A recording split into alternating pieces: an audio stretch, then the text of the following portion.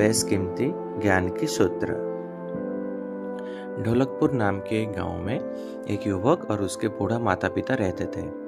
कुछ दिन के बाद युवक की शादी हो गया और शादी के कुछ साल बाद युवक ने अपने पिता से कहा कि वो विदेश जाकर व्यापार करना चाहता है। पिता ने उसकी मंजूरी भी दे दी। युवक अपने माँ बाप और गर्भवती पत्नी को छोड़कर व्यापार करने विदेश चला गया। उसने विदेश में कड़ी मेहनत की और धन कमाया और वो बहुत अमीर सेठ बन गया। लगभग 15 वर्ष धन कमाने में बीत गए तो उसे वापस घर लौटने की इच्छा हुई। पत्नी को पत्र लिखकर उसने आने की सूचना दे दी और जहाज में बैठ गया। वो सेठ कुछ दिनों बाद अपने नगर पहुंचा। नगर के एक चौराहे पर ही उसने देखा कि एक व्यक्ति एक बोर्ड के साथ खड़ा था। उस बोर्ड पर उसने लिख रखा था, बेशकीमती ज्ञान की सूत्र। सेठ ने उस व्यक्ति के पास जाकर पता किया तो उसने बताया कि मैं बेशकीमती ज्ञान के सूत्र बेच रहा हूँ। तो सेठ बोला, ठीक है, एक सूत्र मुझे भी दे दो। वो आदमी बोला, मेरे हर ज्ञान सूत्र की कीमत 100 स्वर्ण मुद्राएं हैं। सेठ को ये सौदा महंगा तो लगा, लेकिन उसने एक ज्ञान सूत्र खरीद लिया। उस व्यक्ति ने सेठ को ज्ञान का सूत्र दिया, कोई भी कार्य करने से पहले 2 मिनट रुककर सोच लेना। सेठ ने उस सूत्र अपनी डायरी में लिख लिया। सेठ को अपने घर पहुंचते पहुंचते रात हो गई। सेठ ने सोचा, इतने सालों बाद लौटा हूं तो क्यों न सीधी पत्नी के पास पहुंचकर उसे सरप्राइज दूं। घर के चौकीदारियों को इशारों से अंदर कुछ भी कहने से मना कर दिया और सीधे पत्नी के कमरे में गया। वहां का नजारा देखकर वो चौंक गया। उसने देखा कि उसकी पत्नी के साथ एक युवक सोया हुआ है। ये देखकर सेठ गुस्से से आग बबूला हो गया।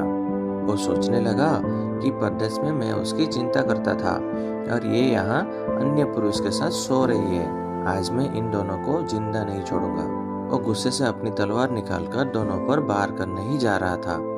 इतने में उस 100 स्वर्ण मुद्राओं के बदले जो ज्ञान सूत्र खरीदा था उसकी याद गई कि कुछ भी कार्य करने से पहले 2 मिनट सोच ले।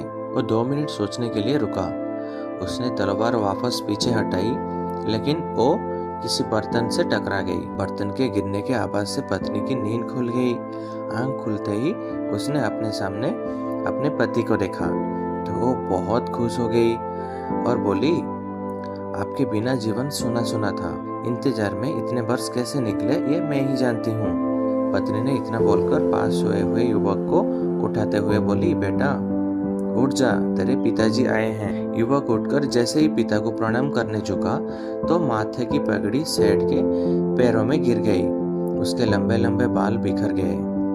सेठ की पत्नी ने कहा, ये आपकी बेटी है, इसके सम्मान में कोई आँच ना आए, इसलिए मैंने इसे बचपन से ही पुत्र के समान पालन पोषण और संस्कार दिए हैं। ये सुनकर सेठ की आंखों से आंसू की धारा बहने लगी। उसने पत्नी और बेटे को गले लगा लिया और सोचने लगा, यदि आज मैं उस ज्ञान सूत्र पर अमल नहीं किया होता तो आवेश में आकर कितना अनर्थ हो जाता। मेरे हाथों से मेरा ही निर्दोष परिवार खत्म हो जाता। तो इससे हमको क्या सीख मिलती है कि जल्दबाजी में आकर कोई निर्णय ना ले, क्योंकि जब हम आवेश में होते हैं तो हमें अच्छे बुरे का ख्याल नहीं रहता है। इसीलिए गुस्सा होने की स्थिति में कोई भी निर्णय ना लें। कुछ देर रुके और दिमाग ठंडा होने दें और फिर सोचे कि क्या सही है और क्या गलत है। इसके लिए इतना ही, फिर मिलते हैं एक नया स्टोरी के साथ।